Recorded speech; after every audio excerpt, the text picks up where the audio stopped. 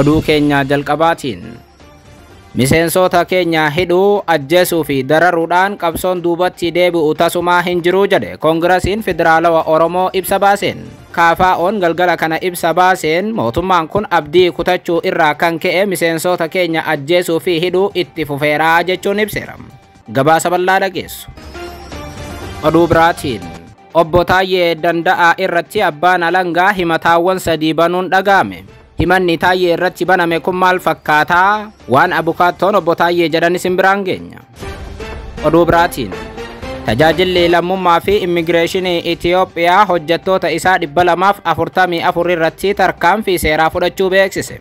Immigireeshiniin Itoophiyaa hojjettoonni isaa saaminsa irratti bobba'anii jedhamuun komatamuu hordofee tarkaanfii kana fudhachuu ibse. Gabaasa bal'aa dhageessu. Kam ooltan daawwattoota hordoftoota Anolee Global Media.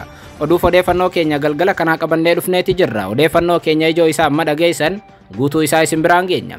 Hanga xumuraa sagantaa keenyaatti dhaggeeffachuun yaada qabdan gara koomentiitiin nuuf barreessaa. Viidiyoon keenya namoota hedduu bira akka dhaqqabuuf ammoo like, share, subscribe godhuun dagatinaa isiniin jenna. Kallattumaan gara gabaasa bal'aattiin isin qajeelcha.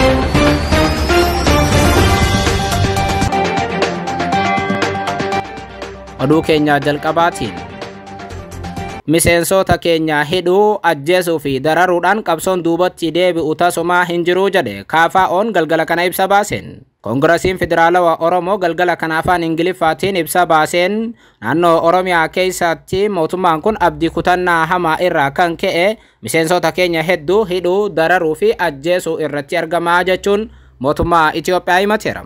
KFO'n ibsa isaa kanaan Itoophiyaa keessatti bu'uura dimokiraasii diriirsuu keessatti paartiin keenya kan koongirasii federaalawaa Oromoo aarsaa guddaa kaffalee jira jechuun ibseera. Sirnoota cunqursaa kana dura dabranii fi hanga paartii badhaadhinaatti aarsaan nuti kaffalle daangaa hin qabu kan jedhe KFO'n mormiiwwan qabnu hunda karaa nagaa qofa fayyadamaa turre jechuun gatii guddaa kaffalaa turuu ibse koongirasiin federaalawaa Oromoo.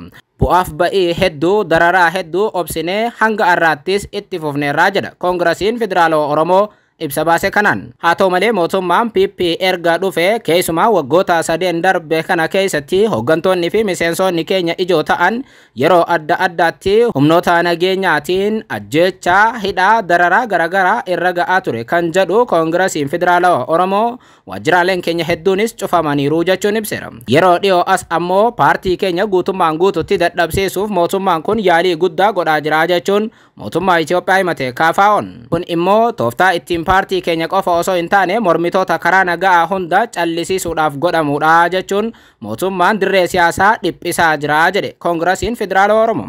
Mootummaan naannoo Oromiyaa ammoo Oromiyaa guutuutti hooggantoota keenya to'annoo jala oolchuu fi humnaan dhabamsiisuu irratti cichee hojjechaa jira kan jedhe koongirasiin federaalawaa Oromoo. Namoota paartii keenya keessa jiran hedduu hidhaman jechuunis tokkoon tokko isaanii maqaa kaase koongirasiin federaalawaa Oromoo. KFO'n erga namoota kana maqaa tarreessee booda hooggantoonni fi miseensonni kunneen hundi isaanii ajaja mana murtii malee hidhamanii hanga har'aatti mana murtiittis hin dhiyaanne jechuun ibseera. Himannis irratti hin banamne ajjeefamaa jiru hidhamuu darbee ammoo butanii dhabamsiisuun miseensota keenya irratti sadarkaa ol aanaan galmaa'ee jira jedheera. Kun ammoo seera dhabdummaa fi akkasumas ammoo abdii kutannaa mootummaa kanaa mul'isaa jedhe koongirasiin federaalawaa Oromoo ibsa baase kanaan. Itti fufee koongirasiin federaalawaa Oromoo ibsa kanaan sirni aangoo irra jiru kun miidiyaawwan biyyattii to'atee olola sobaa fayyadamuun yeroo garagaraatti karaa nagaatiin paartiileen qabsaawaa jiran KFO faadhaa jechuun dubbachaa ture jechuun ibseera. Kun ammoo baay'ee kan nama qaaneessuu fi nama gaddisiisuudha jedhe koongirasiin federaalawaa Oromoo. Biyyattii keessatti gareen hidhatee jiru akka karaa nagaatti dhufan mootummaan waamicha taasisaa jira kan jedhe KFO'n garuu kun faallaa ta'ee warri nagaan qabsaa'uu rakkoo keessa jira jedhe koongirasiin federaalawaa Oromoo. Koongirasiin federaalawaa Oromoo dhumarratti ibsa kanaan mootummaan Itoophiyaa hooggantootaa fi miseensota keenya ilaalcha isaaniitiif qofa hidhee hatattamaan akka gadhiisuu ni gaafannaa jedheera. Hidhamtoonni siyaasaa biyyattii keessa jiran hundi hatattamaan hiikamanii mormitoota waliin dhugaadhaan taa'uun rakkoo jiru furmaata karaa siyaasaatiin barbaaduun barbaachisaadha jedheera koongirasiin federaalawaa Oromoo.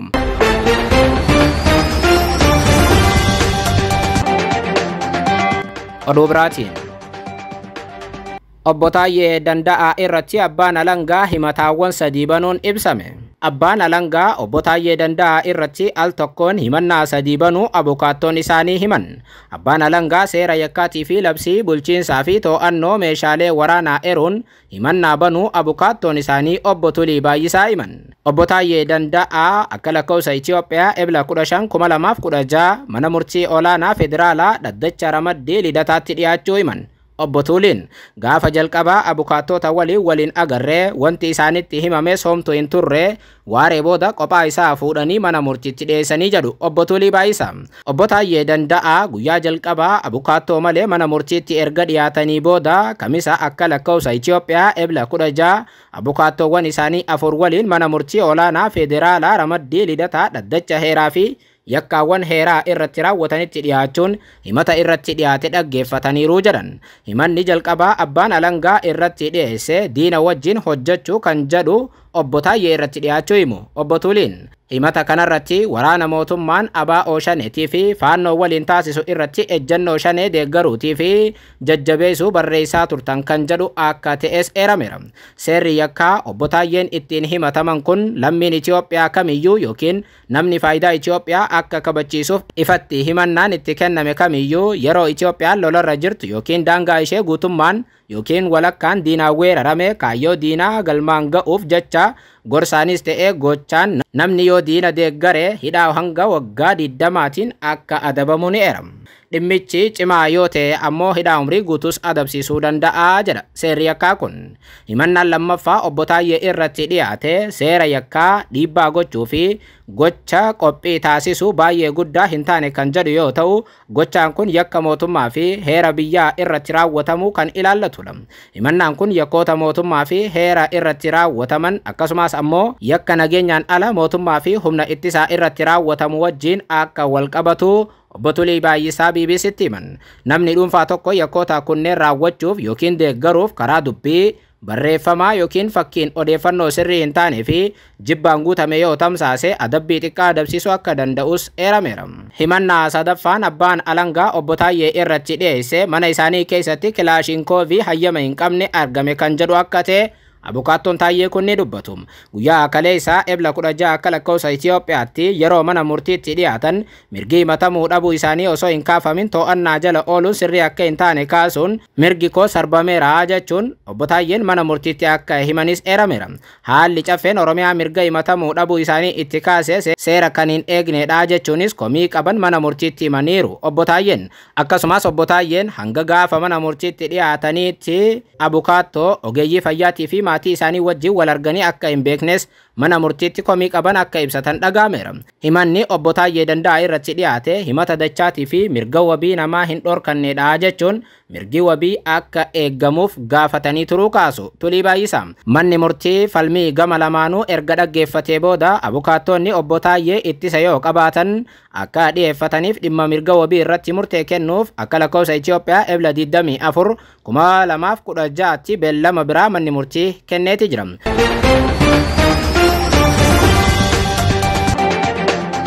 Oduu biraatiin tajaajilli lammummaatii fi immigireeshinii Itoophiyaa hojjettoota isaa 244 irratti tarkaanfii seeraa fudhate. Tajaajilli lammummaatii fi immigireeshinii Itoophiyaa hojjettoota naamusa hojii cabsan 244 irratti seeraan akka gaafataman taasiseera.